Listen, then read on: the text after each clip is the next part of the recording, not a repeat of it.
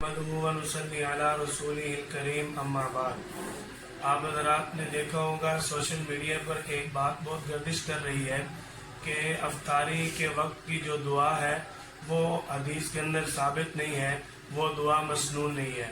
کسی بھی قسم کی کسی شخص کی کوئی بات لینے سے پہلے اس شخص کی ہر قسم کی کارکردگی کو سامنے رکھنا چاہیے۔ یہی محدثین کا علم کو لینے کا ضابطہ رہا ہے۔ سنن ابی داؤد باب القول عند الافطار، حضرت عبداللہ بن عمر رضی اللہ تعالی عنہما سے مروی ہے کہ نبی کریم صلی اللہ علیہ وسلم جب افطاری فرماتے تو آپ صلی اللہ علیہ وسلم پڑھتے ذهب الظمأ وابتلت العروق وثبت الاجر انشاءاللہ تعالی۔ یہ دعا سنن ابی داؤد اور مشکوٰۃ شریف ان دونوں کتابوں کے اندر موجود ہے۔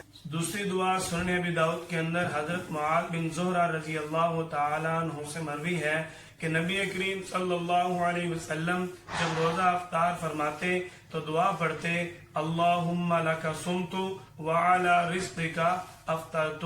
جو شخص یہ کہتا ہے کہ افطاری کی دعا حدیث کے اندر ثابت نہیں ہے، ان کو بھی پیغام ہے اور تمام آپ حضرات سے گزارش ہے کہ کسی بھی شخص کی بات آنے سے پہلے اپنے علماء سے ضرور رابطہ کیا کریں۔ کیوں؟ آپ دیکھیں سوشل میڈیا پر آنے والا شخص کون ہے، کہاں رہتا ہے، اس کا کردار کیا ہے، آپ نہیں جانتے۔ جس کو آپ جانتے ہیں، جہاں آپ رہتے ہیں، آپ کی جس سے واقفیت، کم از کم ان سے آپ کو ضرور رابطہ رکھنا چاہیے۔ اللہ جل جلالہ ہم سب کی اصلاح فرمائے۔